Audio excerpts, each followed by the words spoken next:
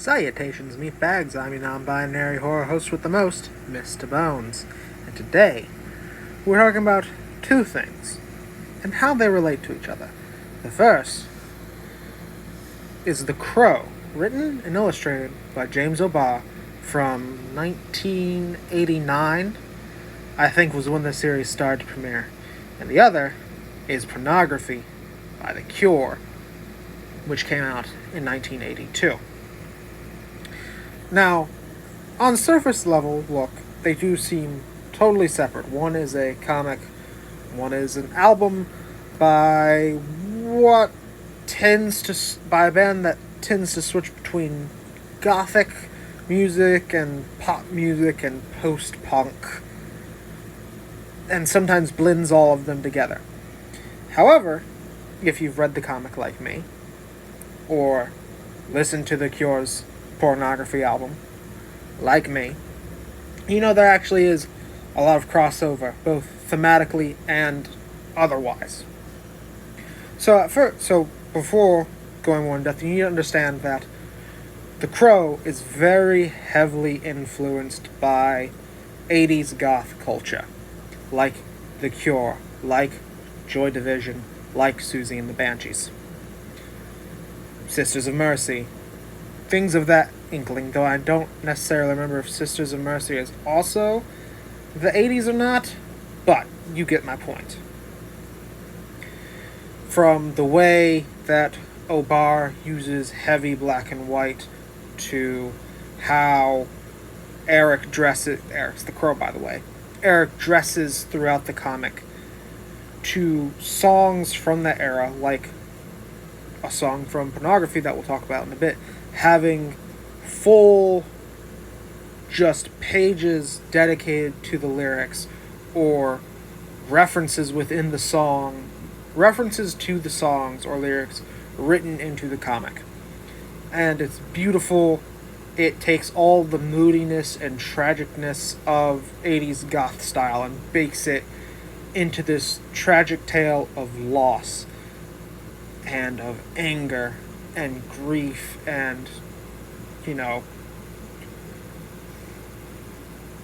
just basically being dead, just not having a sense of self because you've lost something, and metaphorically being dead.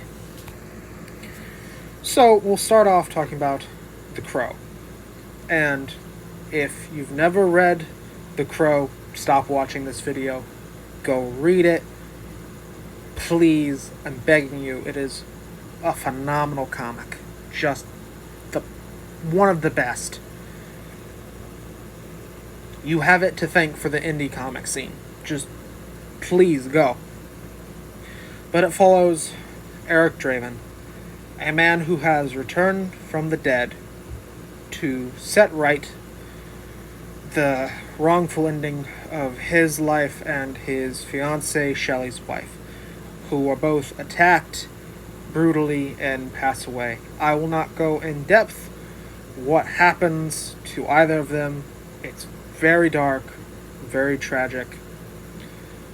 And the whole idea is that Eric is brought back to life and cannot die until he sets right what was done wrong.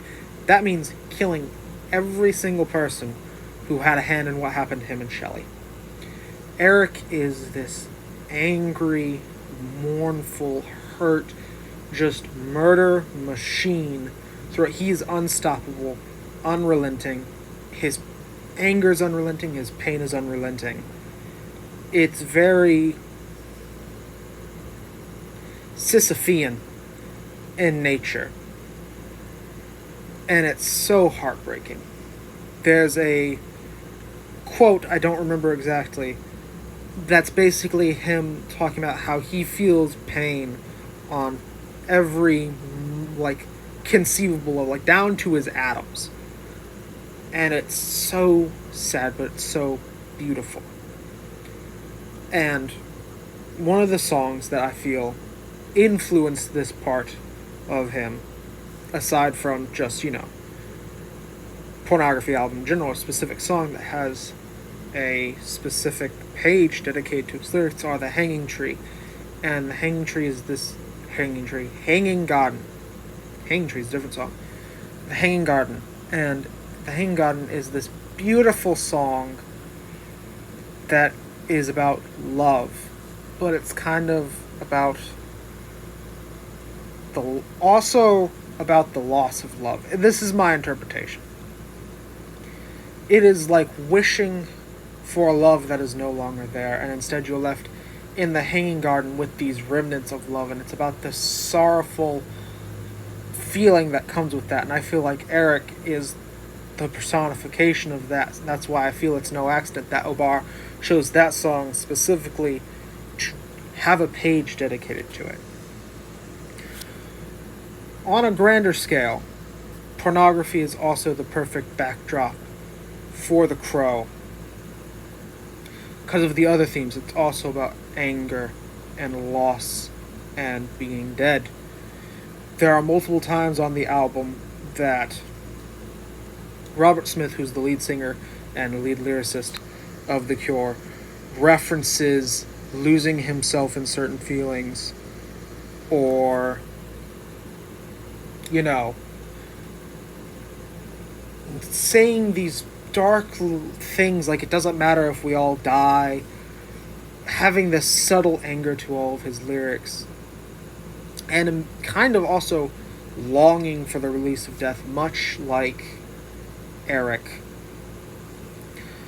And I think the fact that Obar chose that song, chose The Hanging Garden, and chose to draw the parallels of themes and things can be drawn to the album is no mistake. It was directly influential, and I think that's very interesting. But it makes it very sad when you learn why Obar wrote the comic. It was him dealing with the loss and death of his fiancée at the time, which I'm not going to talk about all of that there. If people are interested more, I may make a video on it. I don't want to get any of the facts wrong. I just understand it was a very tragic event and time in his life, and this comic was him, airing that out and using the gothic music of the time, again, mostly pornography, to help release emotion. I do want to leave you with this one fun fact, however. Because of The Cure having such a big influence on this comic, when it came time to make the movie, he was going to use The Hanging Tree. But Robert Smith himself was like, no, let me make you a song for the movie, and that's how you get the wonderful Burn by The Cure. If you haven't listened to it, go listen to it. This has been my rant for the day / informational TED Talk. I hope you all have a wonderful day. Until next time, meatbags, I'm your non-binary horror host with the most, Mr. Bones.